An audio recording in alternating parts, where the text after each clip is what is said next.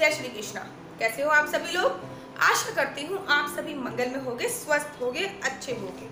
अगर आपकी बेटी भी सियानी हो गई है, अगर आप भी अपने बेटी की विवाह करने के लिए सोच रहे हैं तो ये आज का वीडियो आपके लिए है।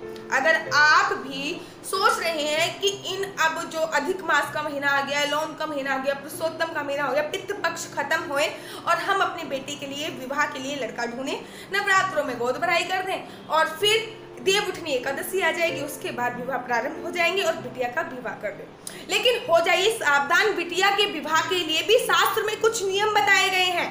आपको बहुत सारी वीडियो सोशल मीडिया पे ऐसे मिल जाएंगी जिसमें आपको बताया गया है कि किस प्रकार का लड़का देखें, लेकिन एक भी पूरी सोशल मीडिया साइट पे, चाहे वो फेसबुक हो, चाहे वो गूगल हो, चाहे वो इंस्टाग्राम हो, चाहे वो यूट्यूब हो, आपको एक भी वीडियो ऐसी नहीं मिलेगी जिसमें ये बताया हो कि बेटी के लिए परिवार कैसे ढूंढें।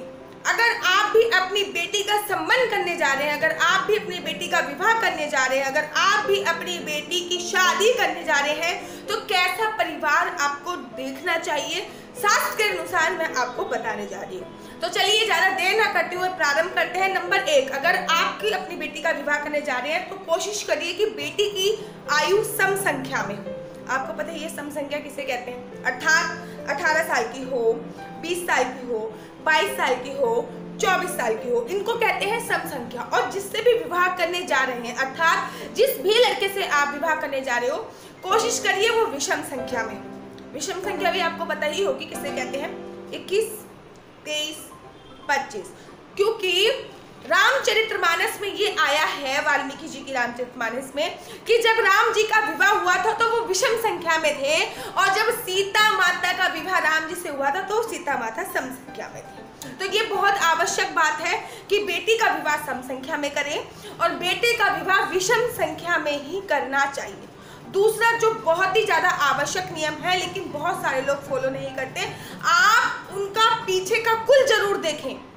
पीछे का कुल का अर्थात उनके पूरे परिवार में किसी ने भी आत्महत्या ना करी हो, ये कायरता का काम पूरे परिवार में किसी ने भी ना कर रखा हो, इस बात का आपको विशेष ध्यान रखना है। एक बार की बात है, महाभारत से प्रसंग उठा रही हूँ। एक बार की बात है कि दुर्योधन आत्महत्या करने के लिए जा रहे थे। जब दुर्योधन आत्महत्या करने के लिए दुर्योधन जा रहे थे तो कर्ण ने उसे बोला, हे दुर्योधन मेरे मित्र, आत्महत्या करना तो कायरों का काम होता है, तो आप विशेष ध्यान रखिए कि उनके किसी भी परिवार ने आत्महत्या ना कर रखी हो, मतलब 100% पितृदोष लगने के चांसेस होते हैं। ये बात बहुत ज़्यादा विशेष ध्यान रखिए। अब हम बात करते हैं कुंडली मिलाने की, कितने गुण मिलने चाहिए और कितने गुण नहीं मिलने चाहिए।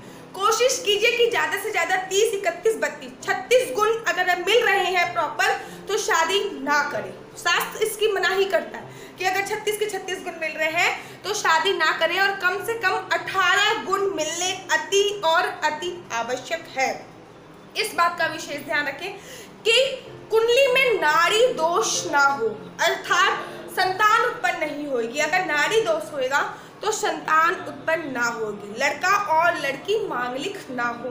बहुत सारे लड़के हैं, बहुत सारी लड़कियां क्यों मांगलिक हैं? लड़का और लड़की मांगलिक ना हो। जो लड़का लड़की मांगलिक है उनका विवाह आपस में हो जाना चाहिए, लड़का लड़की। अब बात करते हैं एज डिस्टेंस की, कि कितनी ज़्यादा एज डिस्टेंस होनी चाहिए, कितनी नहीं होनी चाहिए। कम से कम 1 साल की एज डिस्टेंस हो और ज़्यादा से ज़्यादा 6 साल की एज डिस्टेंस हो। इससे ज़्यादा एज डिस्टेंस नहीं होनी चाहिए, मतलब उम्र का अंतर इससे ज़्यादा नहीं होना चाहिए। ठीक है, आगे बढ़ते हैं और आगे बढ़ के मैं आपको बताती हूँ कि जब आप लड़की के लिए परिवार ढूंढ रहे हैं तो ध्यान रखें इस बात का कि गोत्र सेम ना हो। ठीक है, अगर लव मैरिज कर रहे हैं तो फिर मैं कुछ कह ही नहीं सकती हूँ। लव मैरिज करने वाले भी ध्यान दीजिए कि गोत्र सेम नहीं होना चाहिए। अगर गोत्र सेम होएगा तो फिर बहुत सारी परेशानियां होती हैं।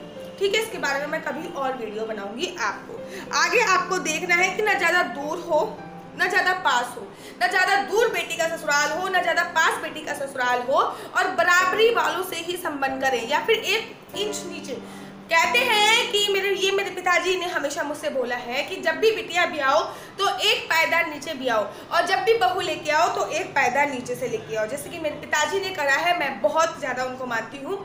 मेरे पिताजी ने भी यही किया है कि एक पायदान नीचे से बहू लेके आओ, एक पायदान नीचे बिटिया भी आओ, या तो फिर बराबरी में करो, नहीं तो फिर एक पायदान नीचे ही आपको करना चाहिए अगर आपको सुख देना है अपनी बेटी को तो। और विशेष ध्यान की देने की बात कि मांग यहाँ पर हो कि हम इतने लाख की शादी करेंगे, मांग वाली शादी मत कीजिए कभी भी। शास्त्र उसकी साफ मनाही करता है, मांग वाली शादी कभी नहीं करनी चाहिए। 50% चांसेस रहते हैं कि उनका जो उनका 50% चांस रहते हैं कि वो सुखी नहीं रहती है लड़की। तो ये बातों का आपको ध्यान रखना बहुत बहुत बहुत ज़्यादा ज़रूरी है।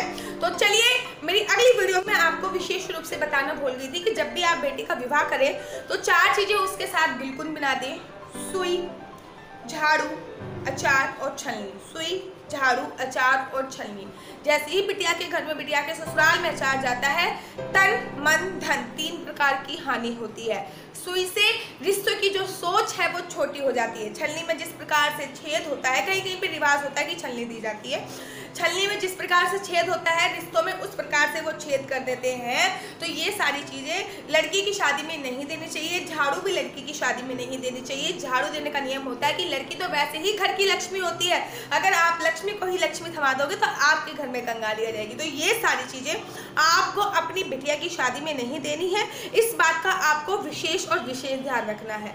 अगर आप इस पर भी वीडियो चाहते हो कि अपनी बेटी की शादी में क्या क्या चीज़ें दे और क्या क्या चीज़ें नहीं दे, शास्त्र क्या कहते हैं, प्रमाण क्या कहते हैं, इस पर भी अगर आप डिटेल में वीडियो चाहते हैं तो मुझे कमेंट में लिख के दीजिए। तब तक के लिए मुझे दीजिए इजाजत। राधे श्याम, जय श्री कृष्णा, हरि बोल।